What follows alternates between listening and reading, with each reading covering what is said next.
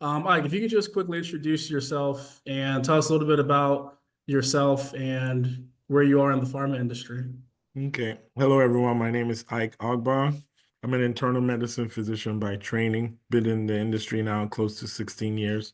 I'm currently a vice president and global head of medical affairs for a biopharma startup called Immunovant, and we specialize in treatments for autoimmune diseases.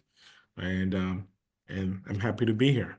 Ike, we'll go ahead and we'll try to jump just right into these questions here. So, from your perspective, when we think about the current market right now in the pharma space, just at a high level, what do you see as, well, first of all, how would you describe the pharma industry right now? I think it's an exciting time, as always, to be in pharma. There's a lot of innovation happening, great new drugs being discovered, and it's just exciting because we're making a difference in patients' lives. And so, from a market trends perspective, what do you see as the most significant challenges and trends that are shaping the pharma industry today?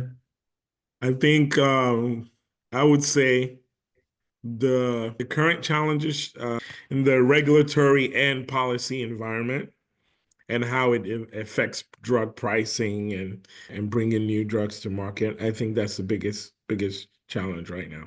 And for those who aren't aware of, how market access works and how pharma has to structure their prices, can you share a little bit more about, what that process looks like and why there's some uncertainty in that area? Well, in general, a drug maker takes many years and billions of dollars to develop a drug. And just because your drug has great science, a great efficacy and safety, doesn't necessarily mean that it's going to be adopted by the payers or the insurers. So the onus is on the biopharma company to show the value of the new drug. And if you can successfully show the impact and value of your drug, you can get a premium price for it, and which will help you offset the cost of developing those drugs. There are many drugs that go into clinical stage, but very few actually make it to get approved and get reimbursed and things like that. And so for years, pharmaceutical companies have been able to charge, to be able to get some return on their investment. But as pricing of drugs get higher and higher due to multiple reasons, the government or the payers are now starting to challenge these prices, especially for diseases that have high prevalence or diseases that have really high price tags. So I think the U.S. healthcare system is a very complex system, and unlike other countries where we have some middle players who don't necessarily contribute sweat equity or cost in developing these drugs, but you have to appease to be able to get your drugs in formularies, and that in a way contributes to why our drugs tend to be higher priced. Is the existence of these so-called middlemen, and they're called PBMs or pharmacy benefit managers. So the solution is multifactorial, and unfortunately the big players have a lot of influence on who's running the company, and so sometimes it may be hard to change things because that's the way business has always been done. But that's just a nutshell of some of the issues that are happening. So, if you could give the audience a worst case and a best case scenario as to what the output would be from some of the uncertainties that you had mentioned, what does that look like from your perspective? What's the best case for pharma? What's the worst case scenario for pharma? I think the best case for everyone, not just pharma, is that people who are truly investing and developing these new drugs are incentivized for bringing good medicines. And the competition is allowed to occur in bringing new drugs to market because competition brings down pricing. And when you incentivize people to bring good drugs out, they're going to tackle serious diseases or diseases with high unmet need. I think that's best case scenario.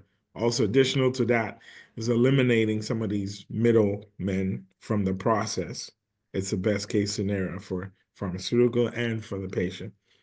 Worst case scenario is capping prices indiscriminately, and this is incentivizing drug makers from going after serious and rare diseases, because that would be terrible for the pharmaceutical industry, and also terrible for patients who are living with these diseases. So there has to be a balance. I'm not in favor of corporate greed, obviously, but I am in favor of rewarding people for investing and putting in work to bring in new and good drugs to the market. Again, everything I'm saying is my own personal views, does not represent the views of the company that I work for. You brought up competition. You said competition is great for the patient because competition is ultimately going to bring down pricing. When you think about some of the emerging technologies that are coming out right now, how do you see these technologies like AI and machine learning and digital therapeutics? How do you see them impacting drug development and aspects of pharma? I think it's an exciting time. AI, machine learning, digital, it's all great for pharma because, and for patients. I always like to speak for patients and pharma because at the end of things, I'm a physician and everything I do is to benefit the patients. That's my number one goal. So I think AI, and I'll use that term interchangeable with machine learning, although you can argue one way or the other. But I think it has the potential to accelerate drug development. And it also has the potential to reduce the cost of drug development. It also has the potential to just give us more information on diseases or biology or chemistry that we were not able to get before in a timely fashion or in a feasible fashion. Those are the pros. The cons are, if not used right, you can further worsen health inequity or biases in drug development because AI is just as good as the data that comes in. And if the data that comes in neglects a certain segment of the population, then the data that comes out is not necessarily generalizable to the whole population. So we have to make sure that our data sources are diverse, both ethnically, geographically, regionally, to bring out good outputs, good insight. So it's positive for the industry, just how the internet technology revolutionized technology in general. I think AI has a huge potential to help improve the pharmaceutical industry. And one thing that I have seen in practice, and when I've worked with other pharma companies, we see that a lot of AI is being utilized to try to remove some of the repetitive operational processes that some of you guys have in place, right? Yes. So ultimately, you would want to use AI to try to help you streamline and make your processes more efficient. From your perspective, what do you see that are some of the operational inefficiencies that are in pharma, and how do you think AI could potentially assist there?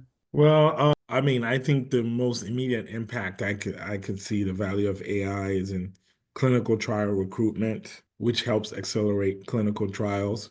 I give you a use case scenario of monitoring clinical trials. There are aspects of monitoring trials that are very repetitive, very monotonous.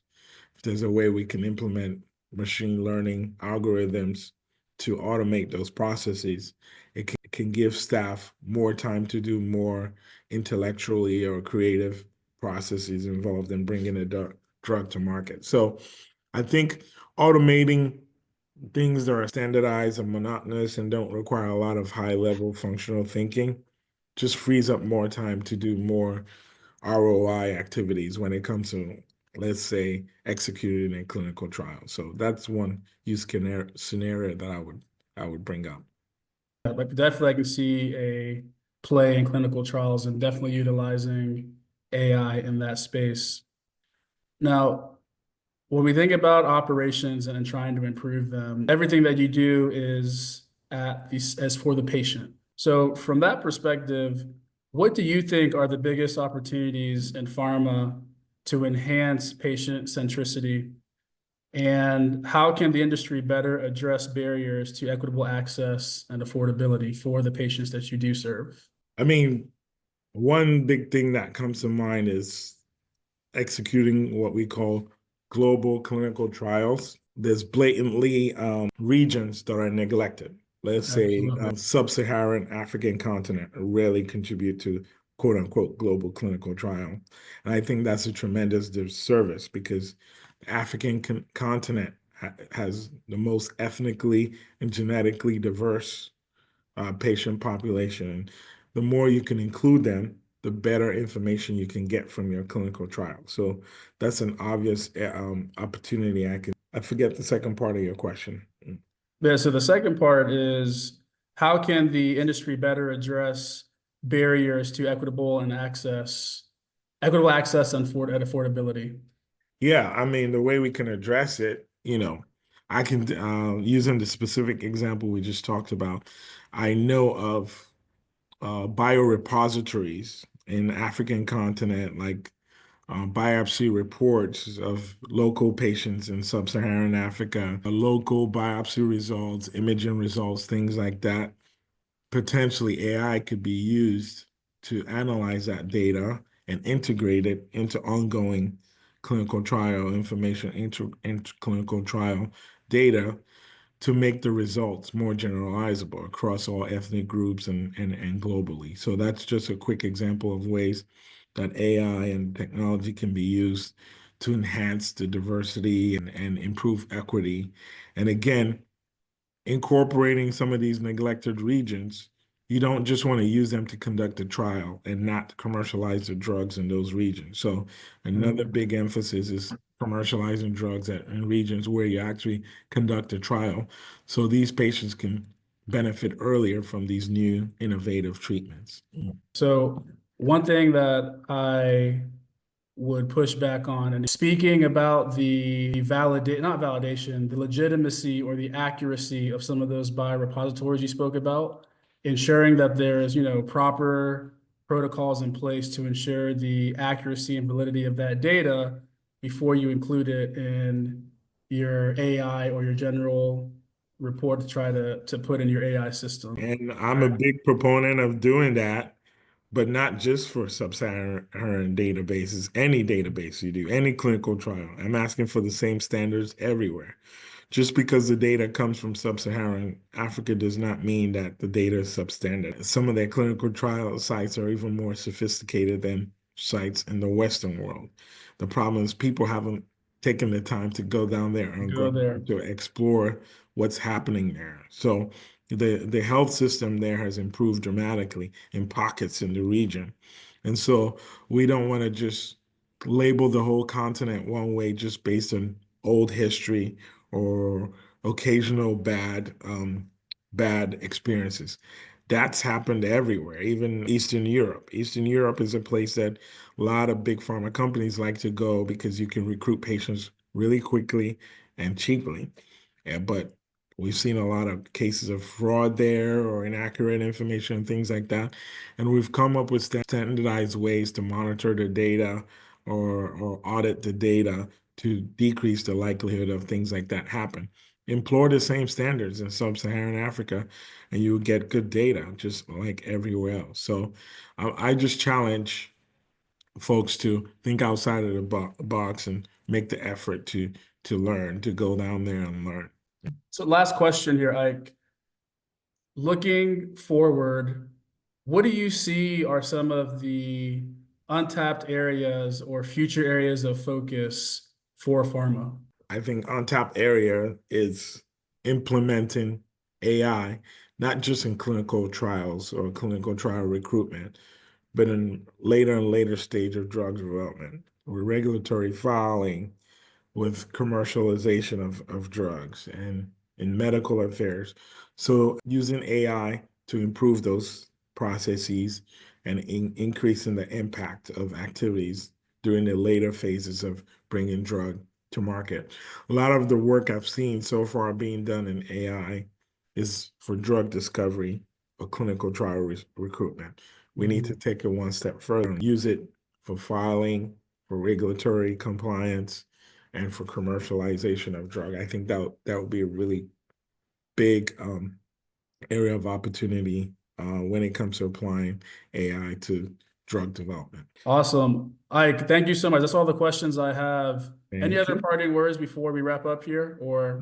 None, just wish you the best of luck in what you're doing. I feel the service you're trying to provide is very, very needed. And I'm hoping for the day you move it beyond just pharmacists and also go to Absolutely. medical students. Anything I can do to help you in that vein, I'm happy to do, because I wish I learned more about pharmaceutical industry when I was in med school and about pharmaceutical consulting. I think it's a area of need, big need, and there are not enough good people in those spaces. So the more work we can do earlier to train physicians, pharmacists, healthcare professionals, the more quality people we can bring in this field.